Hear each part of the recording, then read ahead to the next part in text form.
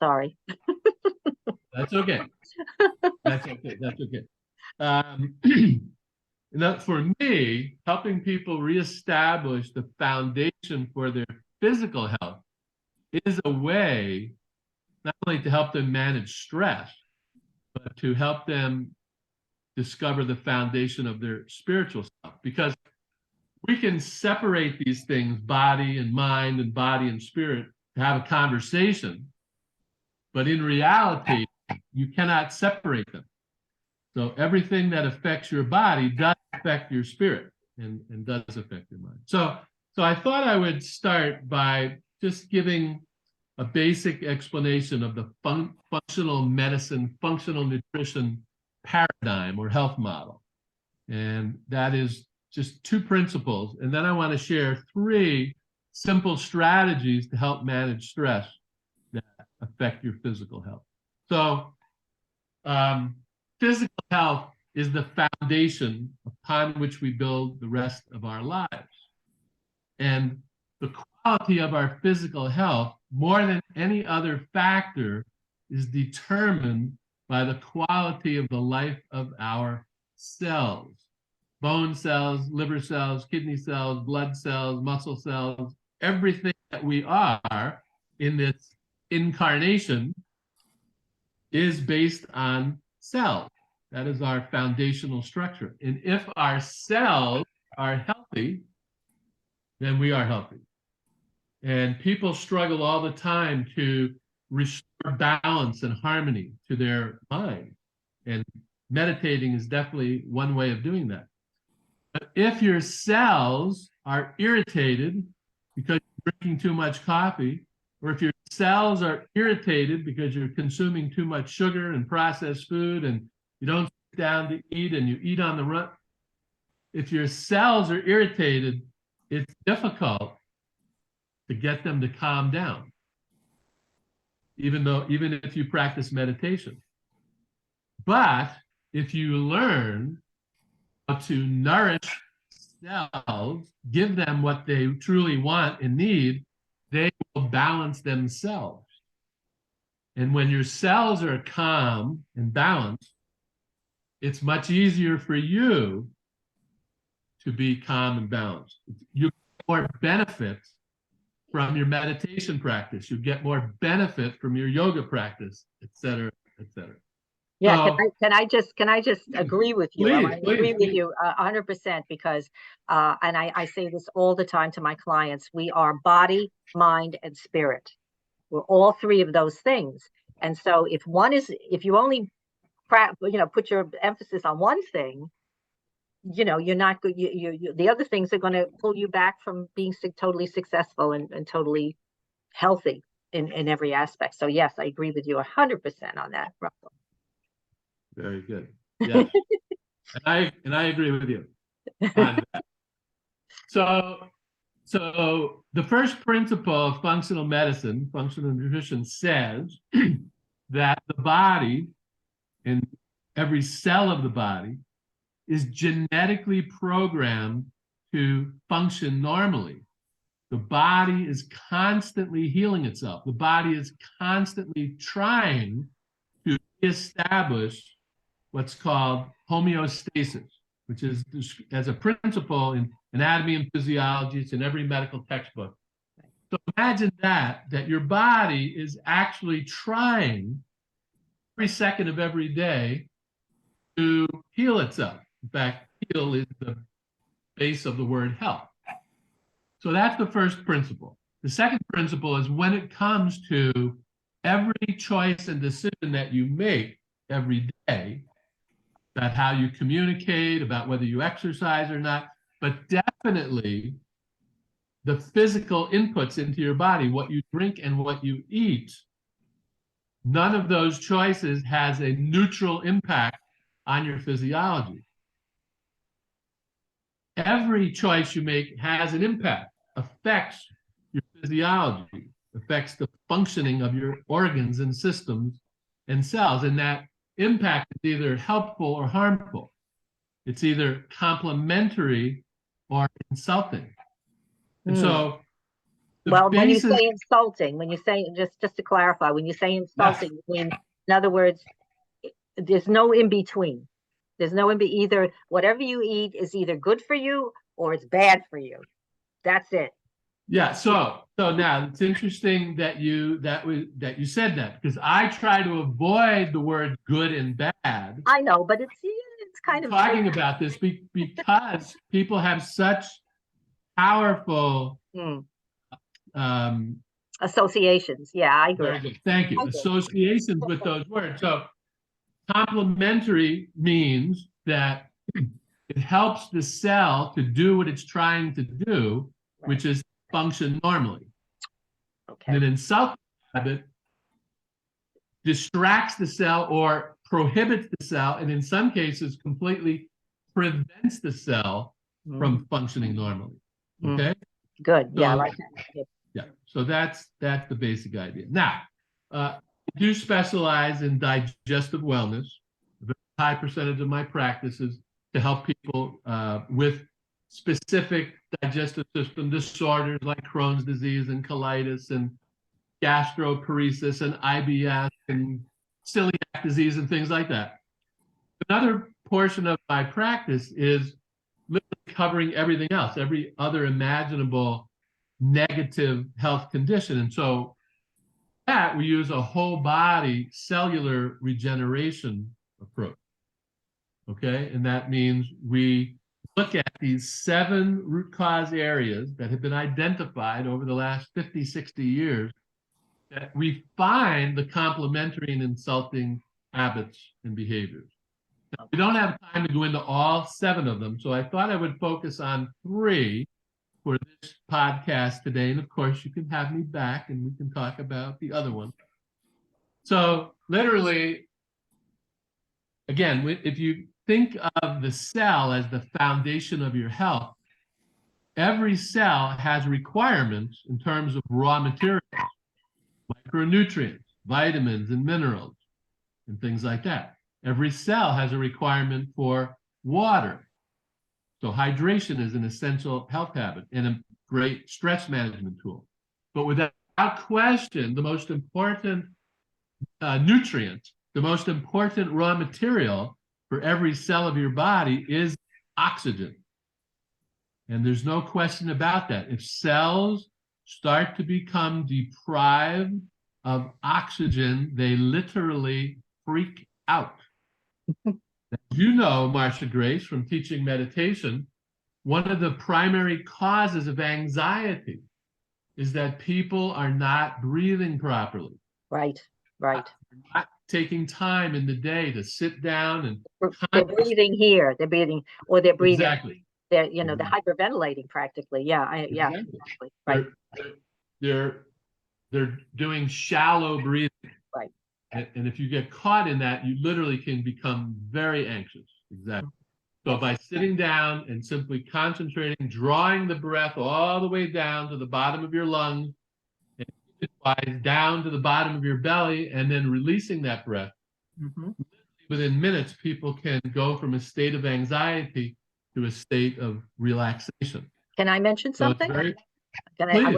Yes, I'm mentioning that in your book, I think it's the How to Be Healthy in a Time of Crisis that I think that's going to be a freebie. Is that a gift you're giving us? Yes. All right, cool. Because in there, I know you do this wonderful breathing. You show the breathing meditation, and I read it. It's just lovely. It's just beautiful. So, great. Yeah. Yeah. So folks, stay here and get that free because it's kind of okay. All right, go ahead. Keep going. Marcia Grace just referred to an exercise that we call the conscious breathing exercise. Right. And it's in the free ebook that we're going to send you. And the title of the ebook is How to Be Healthy in a Time of Crisis. I wrote it at the beginning of the pandemic. Right. Megan, did you want to say something? The links are in the chat, so people can just save the chat and or copy the links into a Word doc, and they will be able to access those free gifts that we're giving.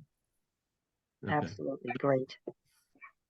Excellent. Okay, so So the simplest and perhaps the most powerful stress management technique, according to functional medicine and functional nutrition, is conscious breathing. Oxygen is an essential nutrient for every cell of your body. And when the cells get enough oxygen, they calm down and they function much better. So the next strategy or habit that I wanted to talk about is something, again, that you're all familiar with, as I'm sure Marsha Grace has talked about many times, called mindfulness. And of course, mindfulness means everything that you already think of that when you think of that term. Being more aware of how you move through your day, being more aware of the choices and decisions you make and how they impact your mental health, emotional health, and physical health. And so in the work that I do, I try to bring attention to this area of mindfulness by helping people remember that it's not just what they eat, important, although it's very important, but how they eat, when they eat, where they eat, and why they eat. So bringing mindfulness into the supermarket when you're making your decisions and putting things in your basket, if you'll be mindful or more mindful and ask yourself the question, what nourishes me best? And literally, what nourishes my cells best? You will make different choices in the supermarket. So that's an interesting.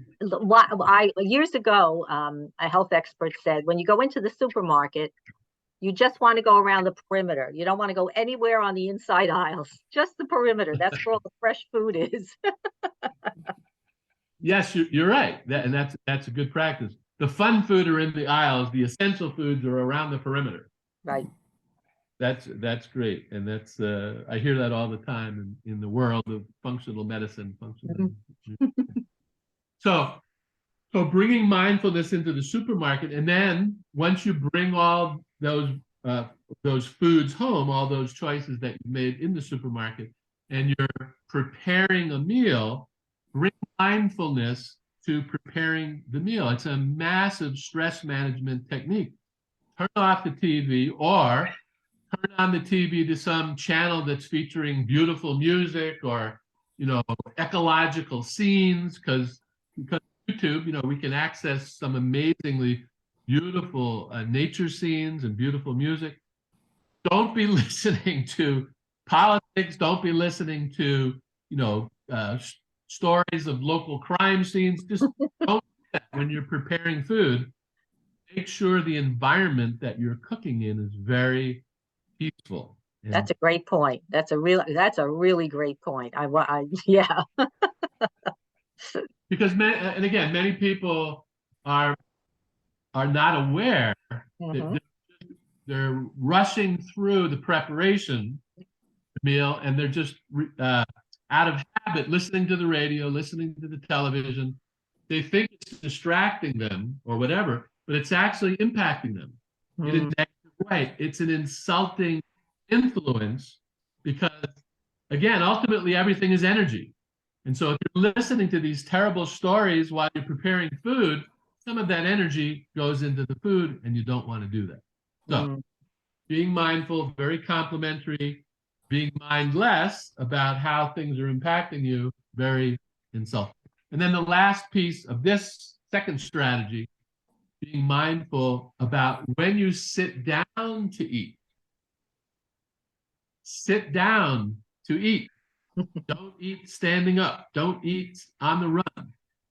Say a prayer before you eat. And that has nothing to do with religion or any particular religion. It's a form of mindfulness. Just express your gratitude for having this magnificent food that many farmers produced and harvested and brought to your table. And then probably the single most important complementary habit once you start eating, other than being grateful, is to chew properly. Everyone knows this is an essential health habit, but very few people do it consciously and very few people do it consistently.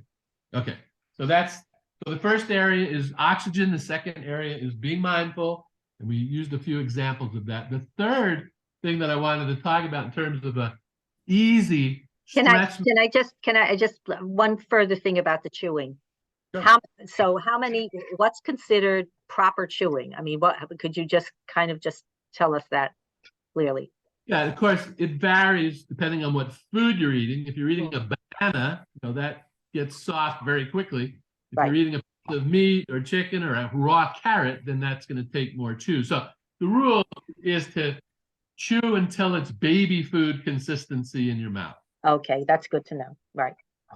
So usually it's going to take at least 25 times or 50 times. And again, if people have never sat down and consciously kept track of the number of times they chew before they start to swallow, most people will find that when they first do this, they start counting, and after 7 or 8, they're starting to swallow. Mm-hmm. Yeah. Stop themselves and keep counting and keep chewing. So, yeah. Thank you. Yeah, it's a good clarification. Thanks. Back in the day, I lived in a study house back in the 1970s, and two nights of the 5 nights where we all ate together, like 25 of us, we had silent meals, so we could count each chew 100 times, each mouthful 100 times. 100 times. Woo! And that's a traditional habit in monasteries, east and west throughout history. Okay, so the third thing I wanted to talk about in this session, in terms of massive, helpful, complementary stress management tool, again, it's something everyone knows ahead of time, and that's proper daily hydration. Mm-hmm. Knowing that that's true and knowing how important it is, nobody disagrees with that, doesn't guarantee that you are actually properly hydrated every day. So one of the other things that we're giving as a gift for those of you attending today or watching this is something what we refer to as the water cure recipe. It is a very simple but powerful method for restoring and then maintaining proper hydration levels in every organ, system, and cell of your body. Interesting that everything goes back to the cell. In fact, 55 to 75% of the physical structure of every cell in your body is water. It's not pure H2O coming from a spring. In fact, there is no pure H2O. All water has minerals and other elements in it. And so the same in the cells of our body, you have water with enzymes, water with hormones, water with antioxidants, water with everything that's happening inside that cell. And therefore, if the cell is experiencing drought or deficiency of water at any level, you're going to have symptoms. The number one cause of headache, chronic unintentional dehydration. The number one cause of constipation, chronic unintentional dehydration. So the method that you'll read about is based on body weight and activity level, and to some degree, your geography, where you live. If you're living in the tropics, you need to drink more water than somebody living in a temperate climate zone. But the formula is very simple. It's half our body weight in ounces per day is what we need to drink. So I weigh 200 pounds. I drink 100 ounces of water a day. And I've been doing that every day for 25 years. That's when I first learned about this, back in 1997. Prior to that day, I never drank more than 20 ounces a day or 24 ounces a day, because that was part of my education / misinformation that I received. And I suffered for many years from acute anxiety attacks, occasional acute anxiety attacks, and occasional clinical depression. I could be feeling absolutely wonderful, perfectly normal in every way, and all of a sudden, I'd have an anxiety attack. And for many, many years, I went to many different therapists and practitioners to try to get to the bottom of this anxiety and depression. And then one day I met Dr. Batman Gellage, who is famous for creating the water cure, discovering the water cure. And his first book was called For Body's Many Cries for Water. And the subtitle of that book was, You're Not Sick, Thirsty. And he established know scientifically what I just said a few minutes ago, that every cell of your body has a requirement for a certain amount of water. If the cell gets that amount of water, it will behave properly. It will function normally. But if it's dehydrated, it's going to let you know. One of the ways a dehydrated cell lets you know that not only it, but millions of other cells, billions of other cells are getting dehydrated, is to produce anxiety in your body. So is it a release of chemicals? What actually happens? Is it a, exactly? Okay. Yeah, exactly. Certain chemicals get produced that then trigger these emotional states. But the origin is a state of dehydration. Right. The cell literally becomes alarmed. The alarm bells start going off inside the cell. And again, your body is constantly trying to heal itself. And so the message from your body to you is drink more water. But that message doesn't come across because we haven't been taught this way. Okay, so people think, oh, I'm getting anxious, I better take that medication. Right. And it might help a little bit, but it doesn't resolve the problem. It doesn't get to the deepest root cause of the problem. Right. Right. So those were the things that I wanted to share with you all today. And I want to say I'm sorry, I keep interrupting you, but I want to talk about my experience, because I've heard you say this about the water cure. And at first I said, well, I weigh 140 pounds. That means I have to drink 70 ounces of water. I'm saying, how in the hell? I think 70, that's like two 32-ounce bottles of plus, right, of whatever. Right. And I said, how in the world am I ever going to drink all that much? I said, I don't think I can do this. I really didn't think so. And the funny thing is, because you said it with such sincerity and with such explaining why that's useful and helpful, I said, I don't know. I have to give it a try. I have to try. And so that's what I did. I filled up two liter bottles of water, purified water from my water. I have a waterfall thing that purifies the water. So two of those. And I just said, okay, I'm just going to carry it around and sip it, even if I'm not thirsty. Because I think that's an important thing. You didn't really mention that, but you don't really have to feel thirsty to be thirsty. So, correct. Thirst is actually a late signal. You're very dehydrated if you feel thirsty. Yes. Oh, right. Exactly. Okay. So I did it, and now it's like second nature. I know the bottle is always with me, and I just wander around, or if I'm sitting at my computer, I'm taking a slug every few minutes or so. So now it works. But yeah. So I thank you very much for that, because I feel different. I feel more energized and much better. So yeah, it works.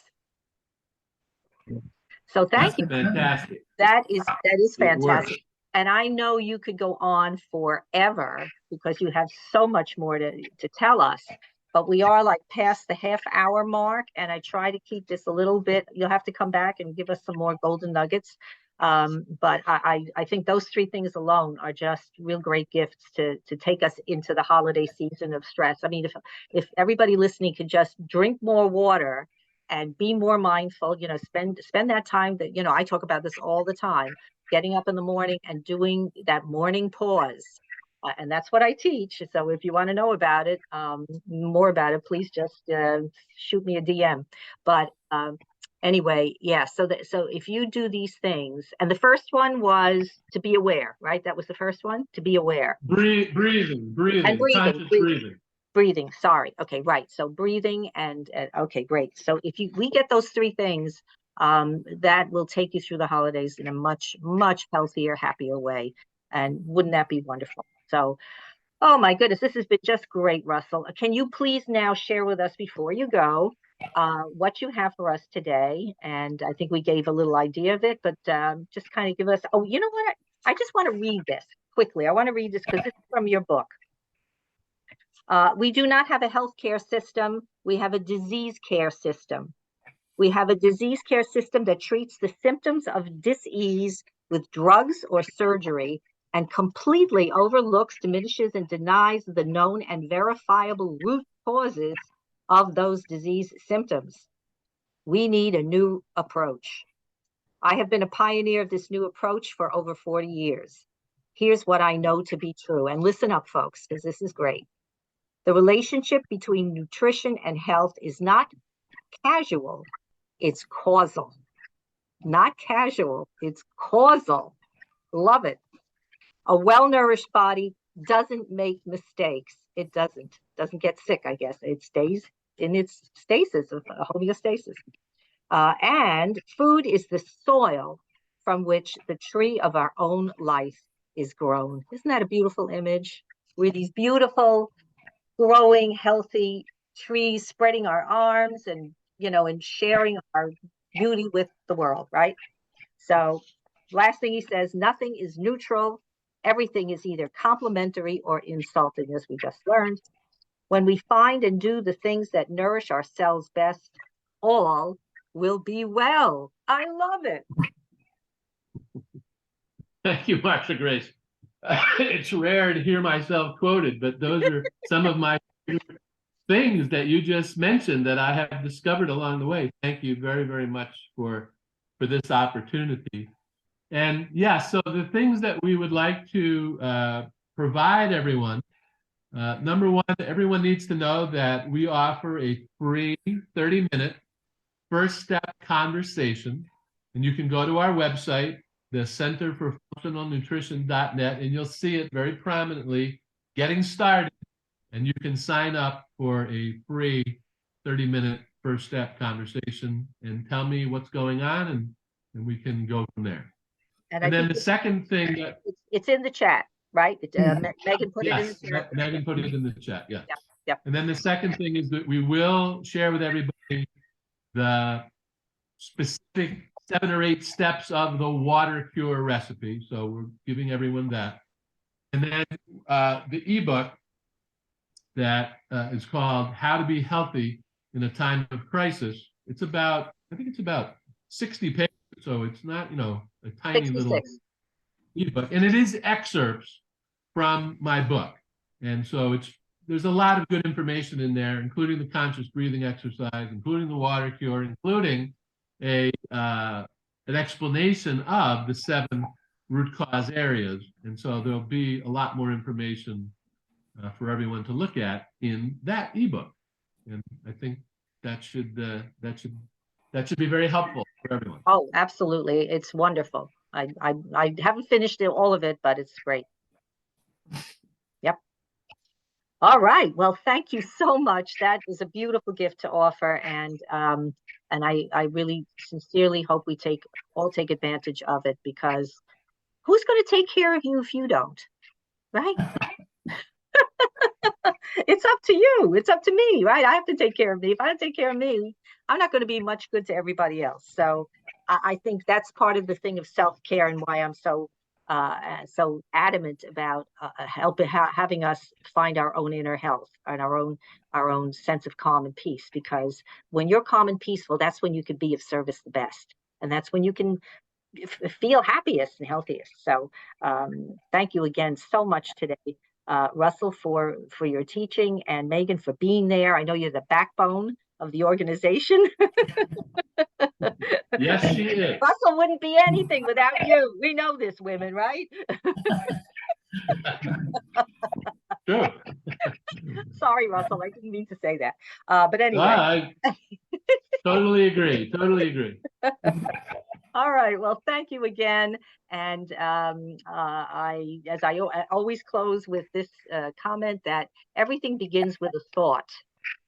And so we have to be able to look at those thoughts and see what we're thinking, because if you're thinking negative, scary thoughts, that's going to color everything that you do. And if you're thinking joyful, happy thoughts, and how can I take care of myself, and how can I do the right thing for me, you're going to find people like Russell to help you out if you have a problem, or come to me, whatever it is, you're going to find what you need from that inner resource that's within you.